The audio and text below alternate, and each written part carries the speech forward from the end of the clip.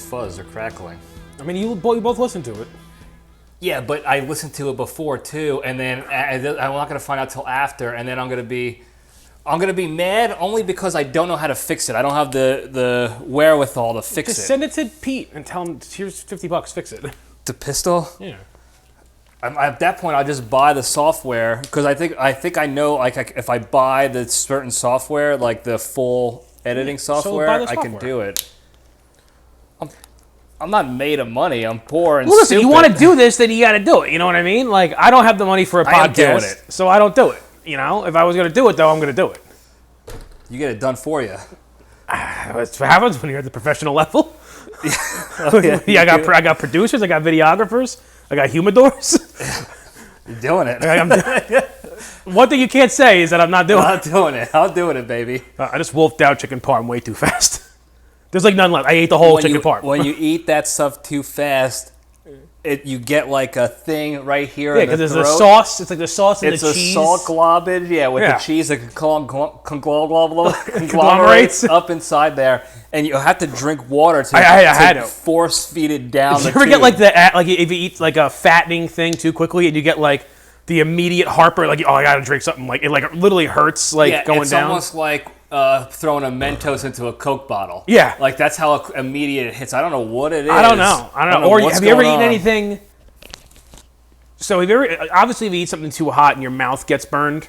Yeah. But you ever like swallow something too hot where your mouth didn't get burned, but you felt it hot like going down? Yeah. I've done that where it's like, ooh. I feel like I'm breathing fire. Yeah, I feel like I'm a dragon. Yeah, I walk around like this, and everyone's like, "What the hell's wrong with this guy?" I'm a dragon. Nothing's wrong with me. What's wrong with you? Yeah. You're about to get burned. Are we on? Yeah, we're rolling. Oh.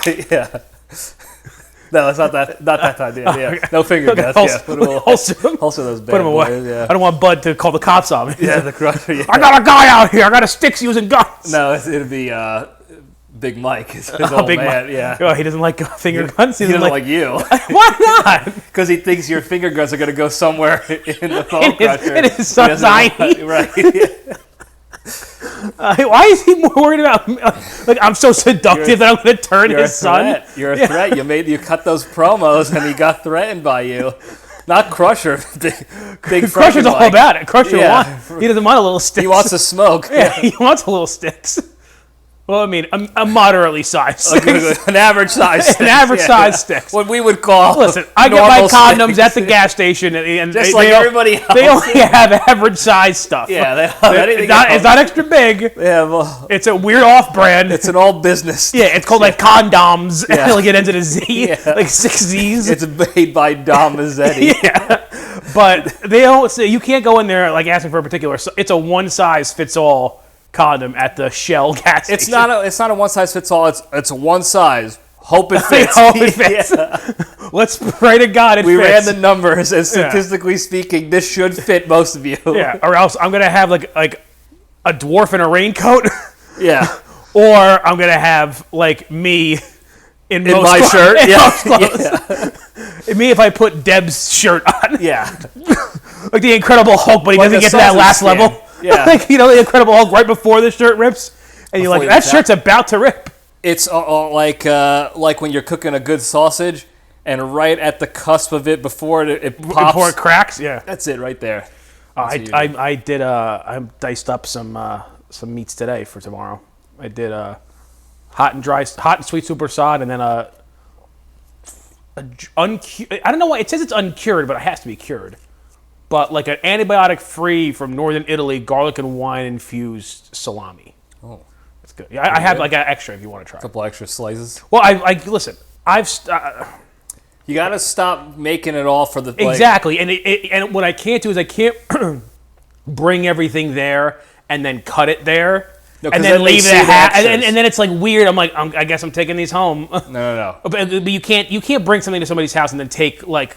We know somebody who did that, who took the leftovers, like their own leftovers home. It wasn't leftovers. It was half of the thing that they brought. Yeah, and they're like, can we wrap this up? Yeah, we're not, you don't do that, but you also don't want to leave that. That's good stuff. I did it. So as much as I love Jessica, when we went to Jessica's this last time, I was like, oh yeah, just take all this extra stuff. But I'm like, God, I really want it.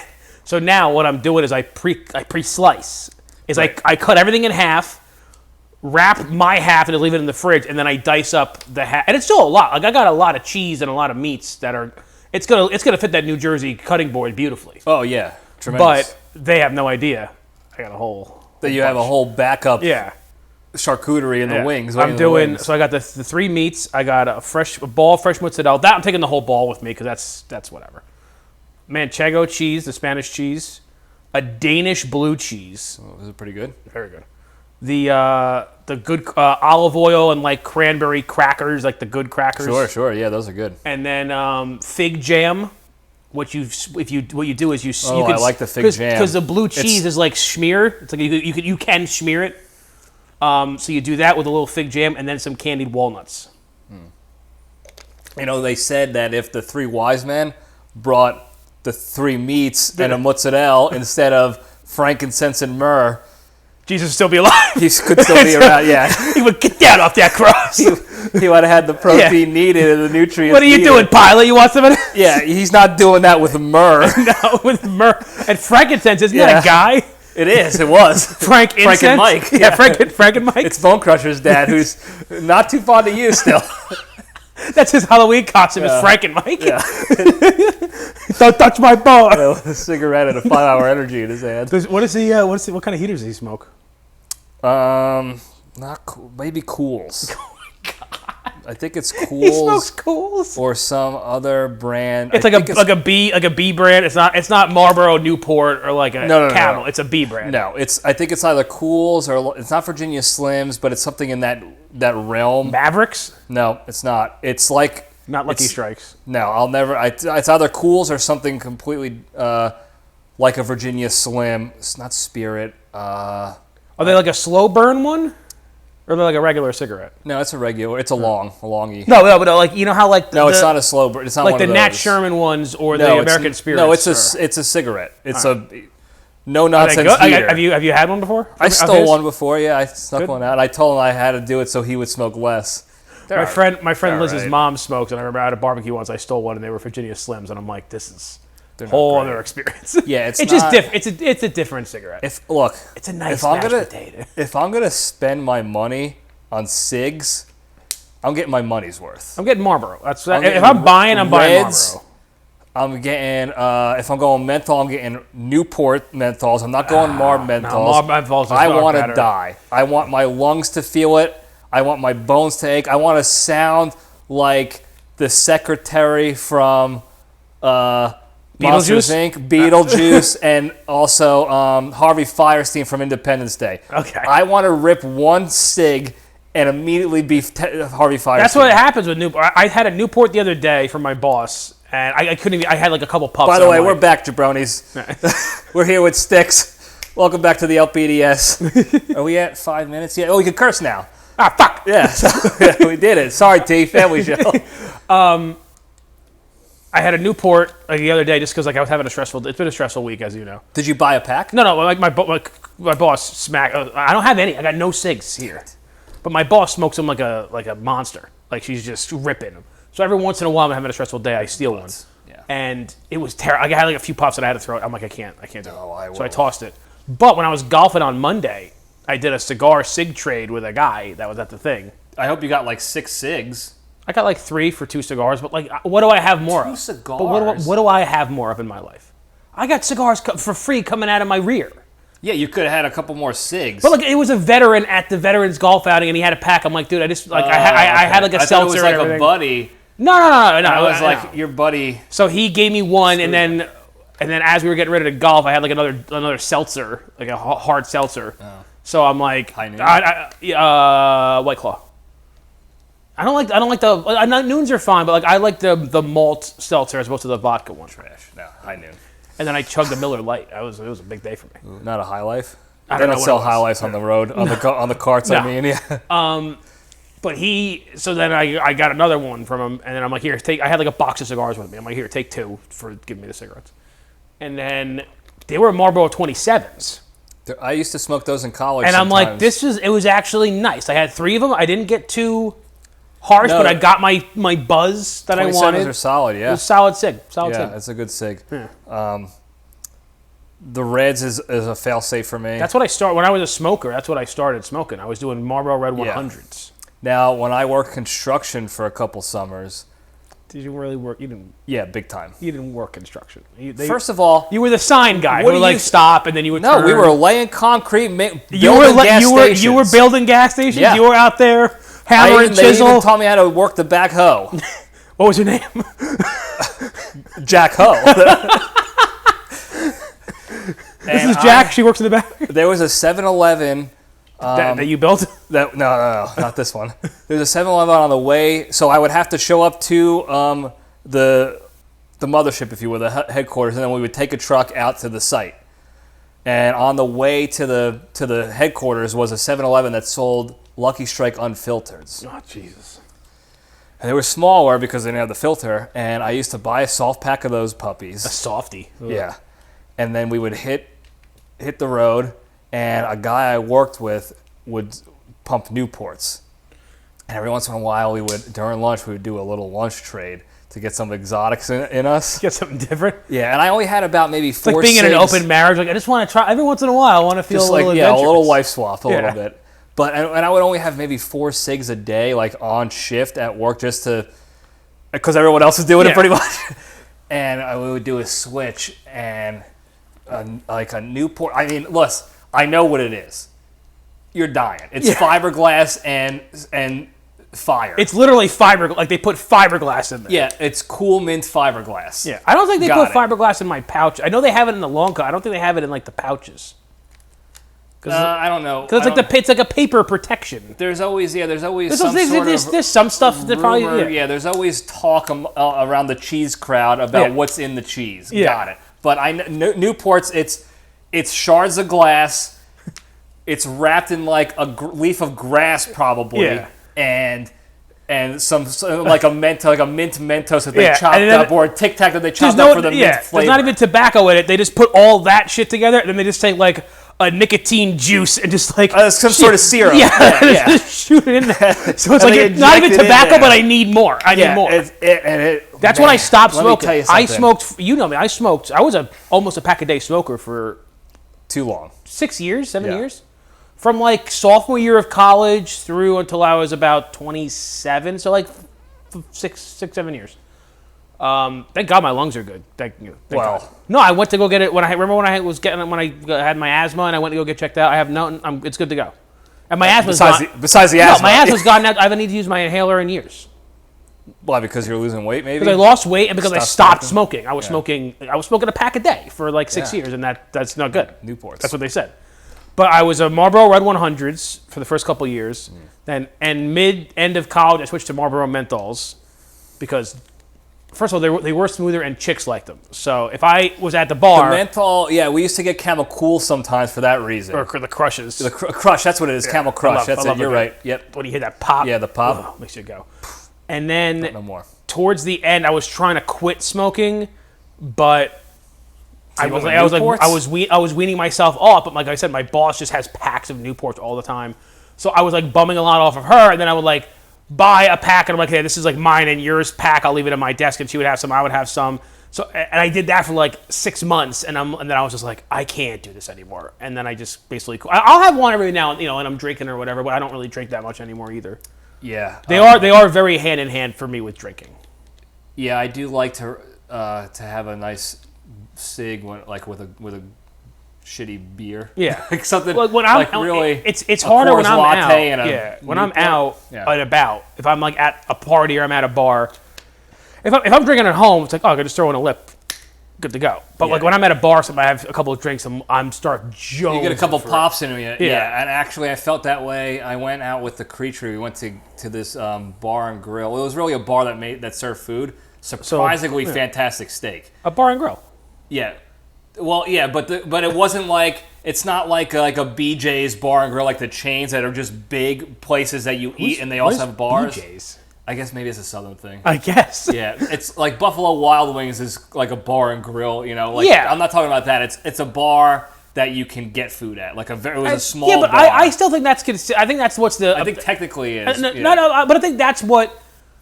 That's what I think of as a bar and grill. I think of those like franchise places as like when When I think of bar and grill, I think of like a small place that's like people are mostly getting fucked up here, but they also like serve really good burgers and wings. Yeah. That's what I think of as a bar.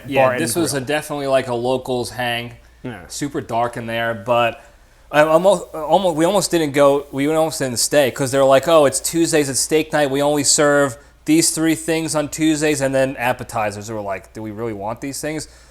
We got them. Fantastic. What were the things? The steak? It was a steak, some steak style, like I don't know what it was. It was nothing I would ever order before, like at a place. It was forgettable, and then appetizers only. So we got the nachos, and then we got steaks each. I hate nachos. These were fantastic. I'm not usually a nacho guy because they botch it, and it's not like it used to be where you just microwave the American cheese slices on top of the paper plate. And on top of some Ritz crackers? Yeah. But this was phenomenal nachos. But were they layered at least? I think what they did, they were layered. They had... It's got to be, because it's got to be like chips with the stuff. It was not. There was very few just empty chips. All right. They had it. They had the plate wide enough that they were able to spread the wealth. And I think the chips, they like recooked them. Like they had the chips. I don't know if they made them homemade or they put them in the burner additionally. They were crispier? They were tight. And then the steak was really good. It was a ribeye. How much was it? It was probably like $20 or something. Yeah, it was like $22. That's even. And it was really good. They had phenomenal Brussels sprouts, which I didn't know that it just came with it. I didn't ask for it because we got the food. And I was like, what the hell is this? Brussels sprouts? Like, that's not my thing. It was my thing that night. Anyway, after this meal, there was nothing I wanted more. Yeah. There was nothing I wanted more. You're like, I'll punch a homeless guy now for a second. I did. I told the creature, I was like, listen to me. If we don't find a 7-Eleven or a gas station in the next block, some bum's going down because I'm getting a heater. Like, I'm jonesing. Did you get them? Oh, yeah, Reds. How much were they in Texas? Cheaper than here, but not as cheap. I'm going to guess they were like $7? Maybe 6 or 7. God, $6. I want to say here, I mean, they were 6 or 7 when I was buying them all those years ago. Now in New Jersey, they're probably like $9 or $10 a pack. Yeah, I don't buy them up here. Yeah, it's ludicrous. I mean, it's $7. Tin used to be $5. Now they're $7.50 for a tin. Yeah, it's nuts. It's more expensive everywhere, but it's still less. Well, I'm going to start getting them from our wholesale location in North Carolina. One of our stores does like wholesale cigarettes and wholesale tobacco. And I'm just going to start ordering from that, like telling them like. Just because I know the guys down there, I'm like, just give me my credit card over the phone. Like, send me like 2 sleeves for $30, and that'll last me like 3 months. Hopefully, yeah. Yeah. I'm trying to see if there's anyone in YouTube land can see me. Well, I guess I'll try to adjust the audio accordingly. What's wrong? I don't know if there's a delay or not. No, yeah, you should be all right. I'll figure it out, or I won't, and people will not watch it. Or I'll fix it and people will not watch it, so it doesn't matter. Or Bud will watch it and then criticize me somehow because he's going to. This is the worst episode I've ever seen. Because all I do is sit at home and work out with my Jordans on, and I just lift weights. The episode cover is gonna go up on social media. He's gonna be so triggered. He's gonna be like, oh, look at how it's a strict. No one's gonna listen to this. He's gonna rip you to shreds. Yeah, he's so excited to listen to me. And Big Mike is gonna. Call. Try to send me one of those conversion camps. I was gonna say he's gonna call Mike Pence to send you one of those camps. Where I don't know what how do they convert you? They just tell you. Do they butt fucking out of you? You're straight. Yeah. You don't like this, right? Wait, remember that video with the guy like, I don't like men's no more. I like the women. I like women. I'm telling you, that poor guy. As soon as that sermon was over. That guy was sucking. Yeah, he was right back. He was at some. Good for him. I don't know why it was this charade. He was at he went to like a dick flea market. He went right to the dick swap the pea market. A cock meat. Yeah. Good for him, man. All right. You want to do the do? Yeah. Let's just do the do. Yeah, because we want to talk about some horror movies and stuff, which is cool. Not about SIGs. We went on for, 20 minutes. That's the problem is we're always like, we'll just do a short one. And we talk about SIGs for 20 minutes. SIGs, and I wish I was outside ripping butts right now. I want to be eating the rest of my chicken parm in like a half hour. 8 minutes. Yeah, that's not going to happen. Well, We'll try. Yeah. We'll try to give you business. And we'll just step into the cage.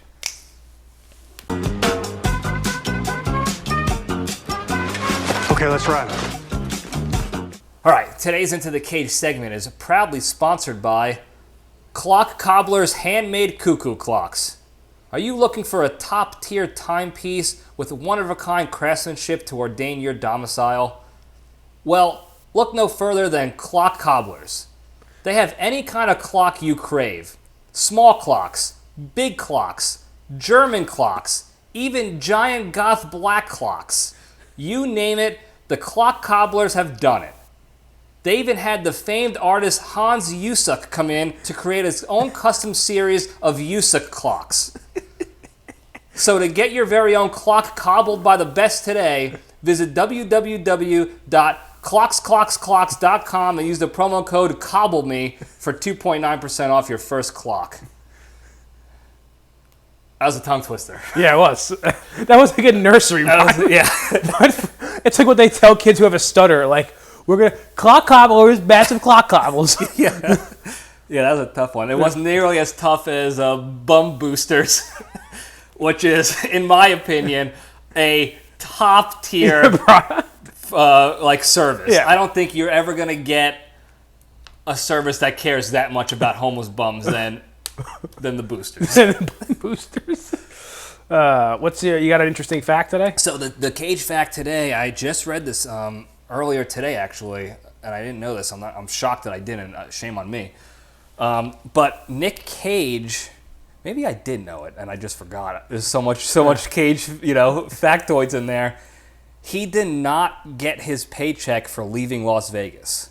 I didn't know that. So he did the movie, and it was one of those like, we'll pay you after it comes out because we're tight. We'll get you instead of a paycheck. We'll give you they give you like the minimum amount, like 50 grand, and then you get paid on the gross. They got that. No, Yeah. they have to. There is a minimum, like a union minimum, but then they'll be like, we'll give you, like Leo got a union minimum on like Titanic, but then he got like 6% of the gross. Yeah. So they pay you minimum up front because it's a big budget movie. So it wasn't even he wasn't his contract wasn't even that much. It was, we'll pay you the minimum and get you the health care, whatever it is, or the SAGs do, and then him and the director, they're like, we'll give you $100,000 after the movie. That's your contract, $100,000 for the movie. He won an Academy Award for the movie. The director, or whoever the other guy was, Figgis or whatever, maybe the writer, he got nominated for like best script, screenplay, or whatever, and a couple other awards. Never got the money. The label, or what do they call The it? production company, Lumiere. Yeah. They're like, oh, it didn't profit to the threshold needed, therefore you're not eligible for your money, or something like that. And instead of fighting it, they were both like, I think we're going to be okay because I just won an Academy Award. Yeah. And then Nic Cage was getting like $20 million per movie contracts after that. So they didn't care as much. But It's still fucked up. I have nothing to live for, but a good fight. So are you gonna start a petition? No. I'm saying if I were him, are you starting to GoFundMe? GoFundMe, yeah, to take down Lumiere. Yeah. I'm sure they're gone by now. Oh yeah. I haven't heard of them since. Yeah. But I would have been like, no, I don't care that I'm $20 million a movie now. You're giving me my $100,000, and I'm closing you. I'm closing you down. Like we should make this. It should be like one of those crime documentaries. We should do like Search for Justice, one man's journey to get Nic Cage his $80,000 for leaving Las Vegas. Yeah, well, you got to think of rate of inflation, what that could be now. It would be $80 million. Yeah, it could be a lot. He missed out on a lot. You know how many haunted houses he could buy with that money? Yeah, a lot. He could have funded his own studio in Vegas that got stripped from him. Yeah. Well, I mean, clearly you listened to last week's episode. I didn't. Yeah, he was going to get funded by Las Vegas government to build his own film studio. And then they're at the last second, they're like, oh, we're going to give the money to fund this Tesla factory instead. It's probably a better investment. Well, yeah. Yeah. I mean, I know he's not mad, but he's not like, they ruined my dream. He's just like, it's kind of funny that Elon Musk inadvertently took my money away. Yeah. So do you want to? This is not. You probably know. So you know that for like a haunted fact, because we're doing like scary stuff today. You know that he bought like a haunted house in New Orleans. Yeah, I was there. Let me finish. Do you know the story of the haunted house? Yeah, the brothel. It was a brothel, but also all right. So She was killing bitches in the brothel. she wasn't killing bitches. So do you ever watch American Horror Story? Yeah, I heard it was about that. I So didn't watch was it myself though. season 2 or 3, the cult season when there's witches. Yeah. And Kathy Bates plays this lady who was The madam? She wasn't a madam. She was like a rich, Cajun, not Cajun, but like a, French. You know how they have what's the French in Voodoo? No, Creole? Creole. I guess she was Creole. She was like in the 1800s. She was like a slave owner in New Orleans. Had a plantation, but it was in the city, and she was like torturing all her slaves and killing them. And then there was a fire in her house, and like most of the house burned down. And when that happened, it like unveiled to the public. They saw like all her torture devices and slaves like chained into the thing. It was really horrible. And then in the show, she becomes like a witch, or the witches capture her, and she's like some sort of paranormal video. Yeah. But the real lady who did that, who like tortured all the slaves, that's the house that he owns. Try to go on a tour. I still might go back to go on the haunted tour that includes inside that house. Yeah, you gotta check it out. I knocked on the door. Not even a ghost dance. Had nobody knocked back. Yeah, I mean, I only knocked because I knew that somebody owned it, like a bank owns it now, and they do have public viewings, which is through this one tour. Don't even get me started on banks today. I know. I heard enough. I heard enough about your bank escapades. Okay. But we walked by. I got a picture of it, and then like there was lights on in there, so I was like, I'll just knock on the door. see. Oh, ghost! Yeah, ghost. Love us a ghost, man. Somebody let me in. Yeah. Speaking of, like, you don't, were you? I feel like all the movies we talk about, are you not we'll really spin up the Junction logo here and just get right into it. Are you really not a fan of horror movies? I love horror movies. I feel like we like even in private we never talk about my it. issue with some of them is like The Conjuring and things like that. Yeah. It was too fake for me. Like not too fake for a movie trying to make it look like it's real. Okay. Like House of 1,000 Horrors or whatever, like 1,000 Corpses. Corpses, like the gore and like that cheesy 80s style, like that Grindhouse, the Grindhouse. Yeah. The Friday the 13th, Jason, Michael Myers, all those are just like cartoonishly unrealistic. I'm all on it. The first Halloween is pretty. It's scary. It's pretty realistic. Yeah, but there is some stuff that it's like, okay, how did you get up the stairs before me when I started up this? There's only one stairwell, things like that. Okay. But like The Conjuring, where it's like these supernatural spirits and stuff. Even Amityville Horror, like I know it's based on a true story, but no, it's not. It's not based on it. It's based on there was a crazy guy. There was a guy who made murders. He did murders at the house. Chris DiStefano's transgender aunt. Yeah, was in the T.T. Jerry was in jail with the guy Ron. It's like an Italian name. Not DeSantis, but like it's like Ron DeSantis. No, it's real. It literally is Ron like the Swornio or something like that. It's Italian guy. Some Ginzo. Yeah. And I always thought Amityville was like some in the middle of nowhere. It's in Long Island. No, is it in Long Island or New Jersey? It's in Long Island. Okay. It's like way out. It's like way out in like Sussex County. The movie was based on the true house. Yeah, the house was haunted. Like he did the murders because the house was haunted, and then the Amityville movies is like, and here's like what happened to the next family that moved in. And then like Paranormal Activity was also supposed to be based on a true events. But I don't know what part was actually true. No, it's not really. None of the stuff that was based on true events really is like true. It's always like a, somebody said like, oh, my cousin was possessed, and like somebody made a movie. I like heard it from a friend who. Yeah, I like mega fake, like extra gore, unrealistic gore, and it's not trying to be like. But you don't get like Nightmare on Elm Street is like this guy comes through your dreams. Yeah, but you don't get scared. I'll get the startles. But you'll get from a jump scare. But are there movies that like creep you out? So like I'll give you an example. Let me ask you a question so I can tell you immediately what my thing is. Yeah. You Burke Reicher. Fucking this podcast is over. Just because I'm a fat bearded guy who likes to talk about himself a lot. A lot. You be careful. Ari Shaffir knows. things that creep me out are like anything Nazi related, not like anything like Nazi doctors. Like anything involving that was he was a Nazi doctor. Yeah, like that always on humans. that always creeps me out. So what did I watch with Deb last week? We watched Ouija. We need to bleep her name out? No, that's fine. Okay. Ouija, Board of Evil. So the guy who did Haunting of Hill House, he did a lot of great horror movies too, and he did there was a movie called Ouija, which is about a Ouija board. It was it was one of those crappy, like straight to whatever. It was terrible. VHS, got it. And then in 2016, before Mike Flanagan, who's like the guy? Haunting of Hill House, like the really good director, before he did the good stuff, they're like, hey, do this prequel to Ouija. To the Ouija? And he did it, and it was actually very, very good, very highly rated. A lot of the same actors that he uses in Haunting of Hill House, he used in this. But that was like, it was haunted because there was like a Nazi doctor involved. That always creeps me out. Yeah. Insane asylums, but like from the 20s and 30s, like when they did like really anything where there was like where there's a reflection because of some sort of bad human, like a human action, and based on like a real human action, like how they really treated people in insane asylums in the 20s, or how Nazi doctor, or even isn't Poltergeist like on like a Native American burial ground?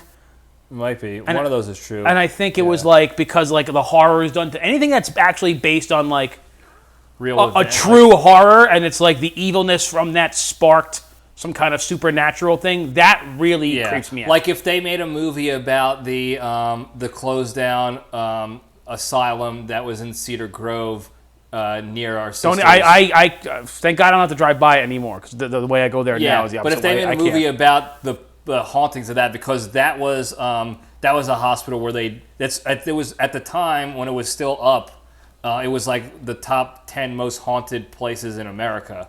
Those places. And it was because they were abusing doing experiments on the patients. They had a tuberculosis hospital up the hill across the street there, and they had this tunnel that after they got done abusing the TB patients and they were getting ready to kill them or whatever, they would not get ready to kill them, or not getting ready to kill them, but like to keep. They're like, oh, this one's about to die, so we'll just do different experiments in this insane asylum. They would wheel them through this tunnel across the street or under the street to the hospital so no one could see it happening. Do you ever see pictures of what these asylums look like when they were built in like 19? They were like these beautiful, like massive. They looked like. You ever been to TCNJ? Yeah. They looked like these massive, beautiful campuses, but then they just got over and they were built they get condemned. Well, they were built to hold like 2,000 people very comfortably, but then by like the 1940s or the 1930s, they were holding like 18,000. Like they were way over capacity. They were piling them. Yeah. Because anybody who was like, they were just throwing everybody in there. Like anyone who was like a criminal. Yeah, if you got angry at your kid. You didn't go to church 4 times that week. They're saying you're a nut house. Yeah, you're a witch. Yeah. So that's where you would go. But any movie, like you're right, any movie that they make about that stuff, because when it's based on true events and it's not like, trying to pretend to be real, but noticeably garbage and fake. Yeah. No, there's an element of realism in that, like the real thing that happened in the real world was so evil. It created evil incarnate. It created aura. An evil aura. And then I do like those movies that you never see like the bad thing that's happening. It just happens. If they do that well enough, like that's scary to me. Or like at the end, maybe there's a big reveal of what it is, like a bad guy. Can you give me like what kind of movie? No, I can't. Okay. Off the top of my head, I'm panicking. As I was telling you in my head, I was like, I can't think of one off the top of my head of what. Maybe like a House on Haunted Hill, where you don't really see like you see some ghosts, but you don't see like a big, like you don't see the actual main evil until the end. Yeah, so that's the one that freaked me out the most. Was the original? Remake. The original didn't freak me out. I like the original. We talked about this. I'm trying to remember when we discussed this, but the original House on Haunted Hill, it was black and white, and everyone knows the premise. All these people got asked to go to this house, and if you survive the night, I don't know what you get. You get a clock from the clock goblin. In 1960, you won like $100. Yeah, and that would pay your mortgage. And one of the things one of the haunted things in this house was this old lady. Yeah, the witch lady. The witch lady that supposedly was gliding, flying in the air to come scare you. And when I was a kid, that was it for me for quite some time. I remember having visions in my bunk bed in our house in Montville of the lady coming through our door and looking right at me, and she had this still look like this. Yeah. Have you seen that scene? Wait, yes. Wait, I'll get there. Follow me, fellas. And then I rewatched it as an adult, thinking I gotta conquer my fear. You watch this movie. It's pretty. First of all, it's a mannequin with makeup on, practically. She's like this the whole time because it's not a real person. Yeah, it's just a piece of wood or cardboard. It's like a cardboard It's a Spirit of Halloween ornament. Right, yeah. And it's on a dolly with wheels, and it's being pulled by a very noticeable string. Yeah. There's some PA and it's not gliding flying through the air. You can see it's you hear the wheels and it's like this. It's getting pulled and wheeled in. And they only did one take because they had to save film. So I'm all right, we got it. We got it. And as soon as I watched that, I was like, I love this movie. They did. See, it's weird that what scared you because the only movie that ever freaked me out into nightmares. The remake? Was the remake because and it wasn't with Shannon Elizabeth. No, not Shannon Elizabeth. It had Jeffrey Rush. It had give me a phone. It had what's her name? The teacher from Billy Madison. Oh, this is a remake. Yeah, this was in the 90s. Oh, there's another one in the 2000s with Shannon Elizabeth. No, Shannon Elizabeth, from American Pie. Yeah. Not House on Haunted Hill. I'm telling you right now. Shabine. I'm looking it up. Shannon. Probably wrong. Yeah, you really want to contend with me? She was in Scary Movie. No. I think she was also in the Jack Frost movie. 1999, House on Haunted Hill, Shannon Elizabeth, born in Houston. Let's go. Frankie Jansen, Chris Kattan was in it, Ali Larder, Bridget Wilson. This is the same movie. We're talking about the same movie. But she's not in it. She's in it. No, she's not. Look, here's her filmography. Nothing. Shannon Elizabeth, bang, on IMDb. Suck my clock cobble. No, but here's her filmography. She's not in it. That's Wikipedia. That's what does it say her role was? It doesn't say. It just gives a thing. Is it cast? Look how far down she is on the cast. Yeah, it doesn't matter. It doesn't. I didn't say she was top billing. I said she was in the movie. You could call her and ask. Shannon Elizabeth.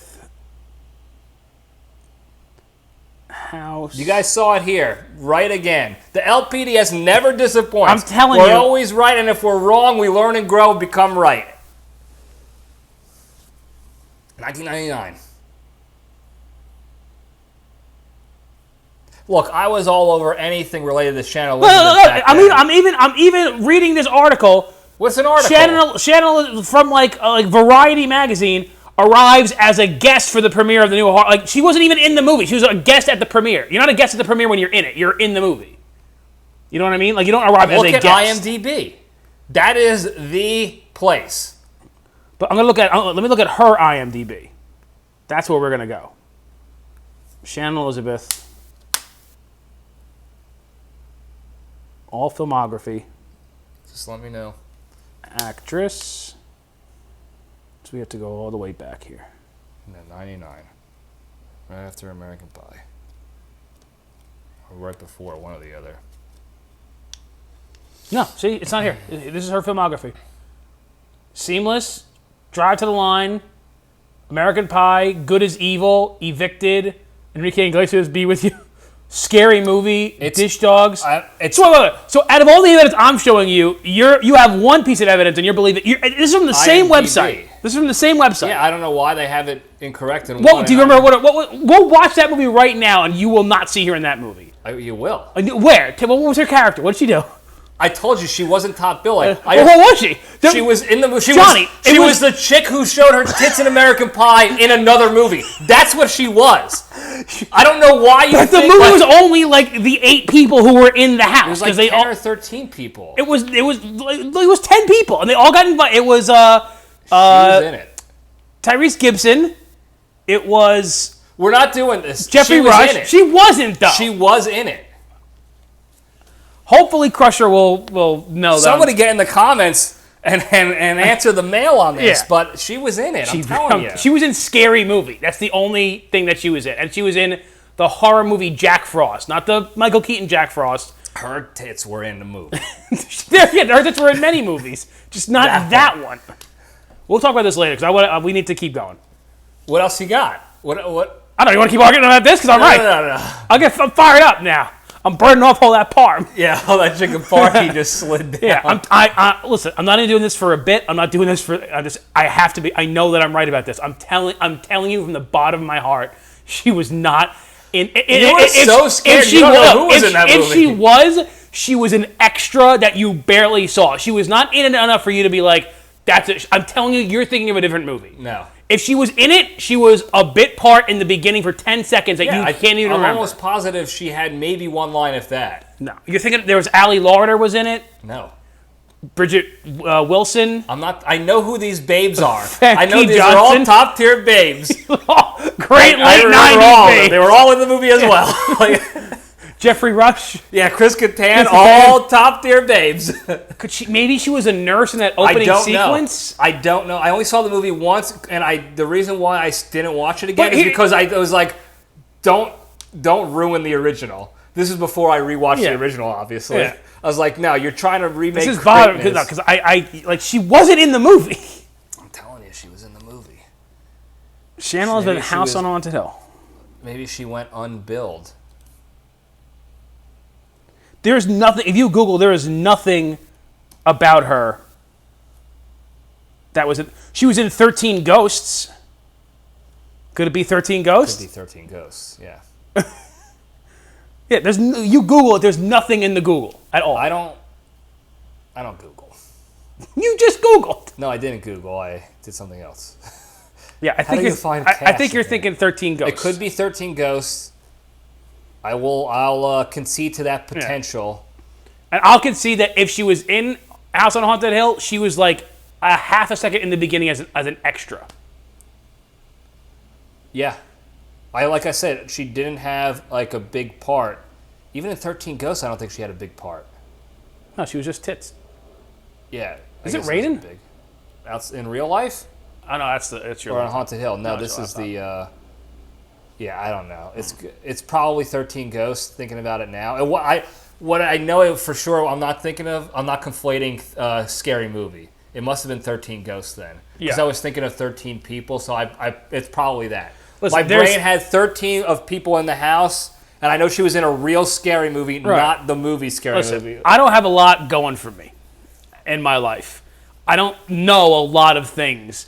So what I like, but movies is one of the only things where like I have watched these stupid movies so many times. I'm like, if you were proven right that she was in it, I would have lost all faith in myself. I would have all respect. I would have lost all respect. Like I couldn't even do that. Yeah. Last thing, how do you feel about like any like devil movies, like The Exorcist, The Omen, which we're gonna watch tonight?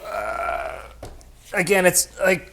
You don't like the history because there's always history. There's the Catholic stuff. I know there is one movie that's coming out maybe this Halloween time frame, maybe soon. I saw a preview for it in theaters when I was watching Unbearable Weight of Massive Talent.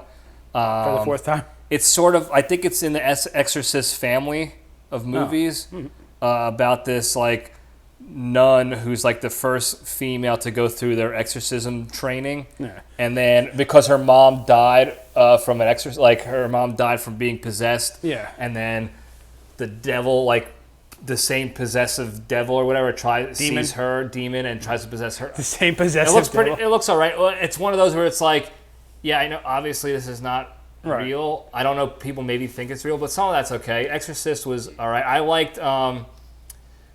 Leslie Nielsen's version. I forgot what it was called. It was his parody version where he played the priest. Was he in the Scary Movies? It might have been Scary Movie. Scary Movie, like 3 or something. They do an Exorcist scene. I like that. Yeah, big fan of that. I love Leslie Nielsen in anything. Yeah, The Omen's good. I don't know if they remade. They did remake it with Liev Schreiber and somebody else in like 2006. Yeah, I like Liev Schreiber. I think I saw that one. I never saw that one. I haven't seen the original one in years. Yeah, it's cool. Again, I like to go back to the like Texas Chainsaw Massacre. That's like a 70s slasher, thriller slasher, right? Kind of movie. So every year, I used to watch it as a kid. I would assume you would probably watch it with me, but like you also had a life and like friends and baseball and stuff. Well, maybe not in the fall. You had soccer, but I was a loser. Bravo every year. Oh, you were a killer peepee. You were a KPP. Yeah, look. I loved my time in the peepees. Don't get me wrong. They were not the. We weren't the Rat Pack. Yeah, if you go back and look through, the annals of time, we were not the Hell's Angels of the bicycle world. We were literally the killer peepees. Yeah, we were the killer peepees of it. Yeah. Anyway. But Bravo would run. Remember those shows in the early to mid 2000s? The like I Love the '80s shows where they were like. Not documentaries. They were like, they would play some stuff and they would interview like various people, like I Love the '70s, and they would be like various celebrities that they would interview and be like, everyone remembers Pogs. This part, yeah. So they did something like that, but it was 100 Scariest Movie Moments, and it was like 5 parts, and they would break down. And they would go through all these, some of them, like most of them that I'd never even heard of, these weird old movies that were like...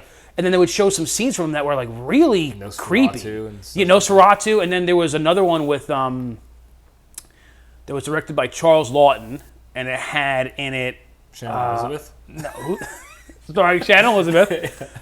I can't think of the guy. You know the guy. Who's the guy? Man, really famous actor. I don't know. Mel Gibson. No, from back in the '60s. Ernest Borgnine. No, we're not going to. Vincent Price. No. What else was he in? He's in like a lot of stuff. I just can't think of like his name. He was in the original. What's the Robert De Niro movie where he goes after Nick Nolte? He's like the Southern criminal guy. Cape Fear? Yeah, he's in the original Cape Fear. He's the bad guy in the original Cape Fear with Gregory Peck. I can't think of his name. Robert Mitchum. Oh, Mitchum. Yeah. So Robert Mitchum plays like this Come creepy. Here, I'll smack you. Yeah. He always his pants up His there. pants are up high, and he had his chest out, and he would smack you. Because I love you. Come here, and if you're a woman, I'm gonna smack you. And I don't know why you sound like that. No, I was always hitting women. Yeah. That's the question you had. Not why he was always hitting women. Hey, I know why back then. Everyone was hitting bitches back then. You can't say that. You can. You gotta do it. I don't condone it, but that's how it was back then. Bing Crosby, Mitchum, they all did it. Mitchum's bitches. Yeah, Mitchum's bitches. He was hitting them. But this was like this really weird. He was like a weird a criminal pastor, and he like tried to kidnap these kids, and it was like in the 50s. I know which movie you're talking about. I don't remember the name. It was Charles Lawton. Is the only movie he ever directed. Was this movie with Robert Mitchum? But I suggest if you ever get a chance, if anyone out there, check out it's on YouTube. The Bravo's 100 Scariest Movie Moments. It's like I like that stuff. It's like an hour each part, and it's fun. Like Eli Roth is interviewed Courtney Cox because this is like 2003, so she's big time. Yeah. I like that stuff. And then tonight we're gonna watch The Omen, which I'm excited for. Yeah, I like Gregory Peck. It's an older movie. It's probably a little slower than we like when I first but like saw it. we're used to slow. Like we watch slow movies. Like we've seen Gone with the Wind, which is so slow. That's tough. Yeah, there's some movies out there that are like world renowned and hailed as like the top 10 movies of all time. Citizen Kane is. I don't get it. Like Lawrence of Arabia. No. I like it. I like Lawrence of Arabia. It's 4 hours in the desert. But the desert is a character. That's it. Do you see that album? I know. I see the album behind the camera over there. Like, there are some movies that I think they're good because they're considered the best because they were the only thing out ever back then. Like for a whole decade. There was this one movie. It was one movie about Obi-Wan Kenobi going through the desert. Now, first of all, Obi-Wan Kenobi wasn't the star of the movie. Peter O'Toole was a star. Obi-Wan Kenobi played an Arab guy. Right. Okay, that as did Anthony Quinn. Anthony Quinn. I could believe a little bit more, but Obi-Wan Kenobi as an Arab is as realistic as John Wayne playing Genghis Khan. Have you seen that movie though? I'm Genghis Khan. It's the most realistic depiction of Genghis Khan in a movie. As far as actions, you mean? Yeah, Yeah, where he... Come here, you Chinese. Yeah, he kills everybody and sleeps with their women and probably hits them too back then. And you see him like rolling a cigarette. Like they didn't have, the tobacco wasn't there yet. Yeah, he's rolling a Marb Red. It's like a toothpick in there. Yeah, let me tell you something, you Chinese guys. Yeah. But what I have a hard time with is some of those good, what was considered good horror movies and Halloween-esque movies of back then, like Gregory Peck era, are usually like, they were probably good back then and action-packed, but they don't usually come off as much compared to what we can get now. I don't want to get too much into it, but like the podcast I listen to with the movies, the two guys talk about the movies. How did this get made? No, Blank Check. Blank Check, yeah, that's a pretty good podcast. You should listen to the Halloween episode because they had this director on named Alex Ross Perry. He's done some like really highly reviewed like independent stuff. Yeah.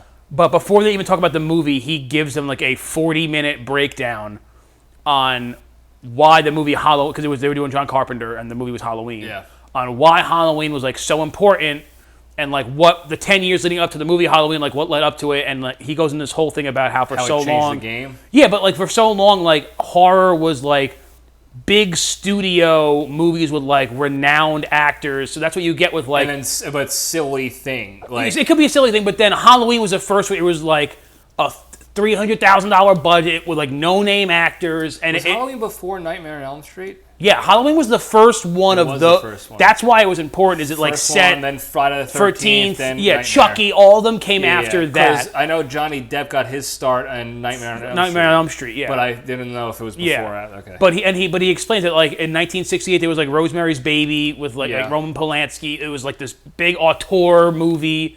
There was The Omen. There was The Exorcist. There was Psycho. These were like they were all like big studio films. Yeah. But Halloween was the first one where like an indie director like ground up some money and did a super low. They had to paint leaves. They had to paint leaves like brown and like to make it seem like it was in the fall in like the Midwest. The mask was a Captain Kirk mask that they spray painted white.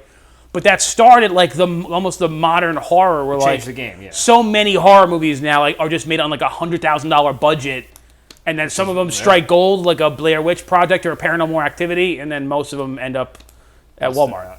In the basket. Now, two things in relation to what you just talked about with Halloween and such. One, there is that Netflix like mini docu-series on like the movies that made us. Yeah. I think there's one on Halloween. Oh, I gotta look at that. I gotta check that out. I believe there's one on Halloween. I haven't watched all of them yet, but that's a great docu-series to get into the behind the scenes of some of those movies. So I would love to see that for Halloween. And then two, if I remember correctly, Jamie Lee Curtis was in Halloween. That was her kind of breakout, I think. Yeah, it was her first movie. It was her first movie? Yeah. So it was before Trading of Places? Yeah. Okay. Daughter of Janet Leigh from Psycho. Norman Bates' victim in the shower. Yeah. That's what I was. Yep, exactly. And apparently, and daughter of Tony Curtis from Spartacus. Yeah. Antoninus. Yeah. But the magician. Jamie Lee Curtis's mother apparently was like terrified of going into the shower after that movie because she thought a fat Hitchcock was gonna come out and like touch her. Come out and like try to grope her. Yeah.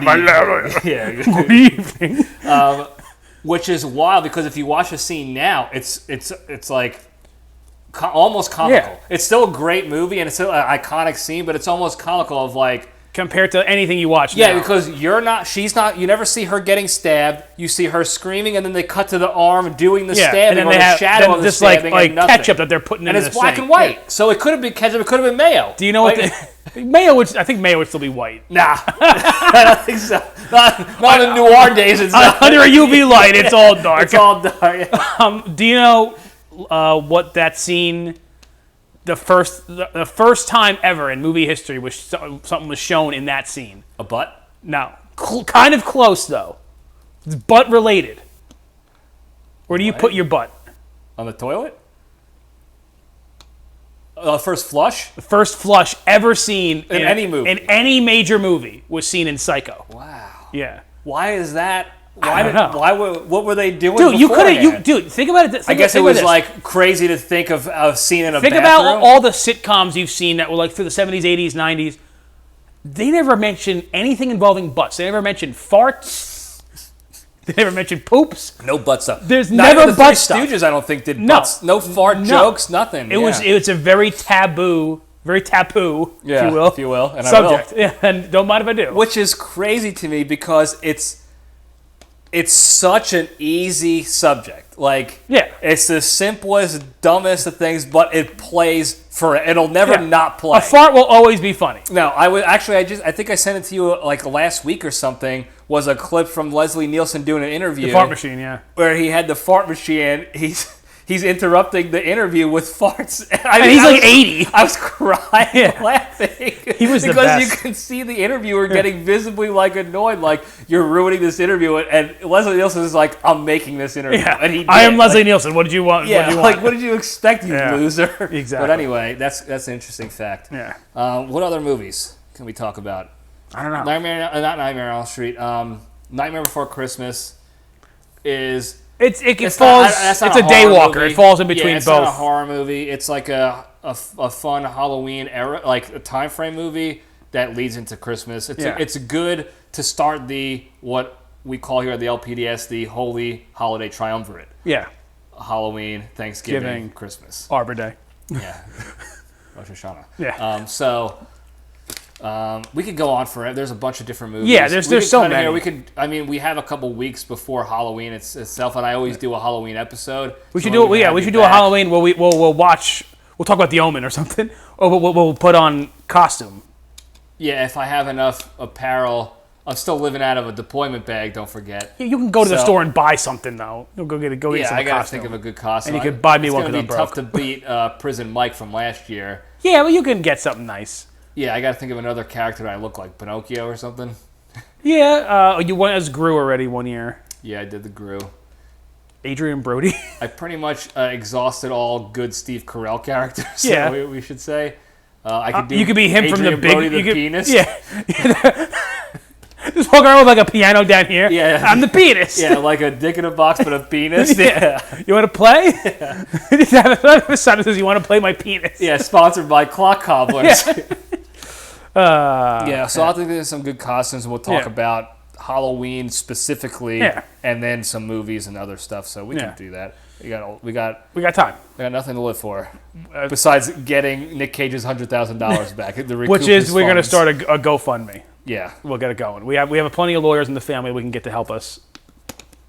Yeah, well, here's the problem though with that, and I'm gonna admit it out loud now because again we have to prevent. What we try to do here at the LPDS is we want to identify and mitigate and prevent all forms of corruption and immorality and unethical behavior. So I'm gonna admit it up front.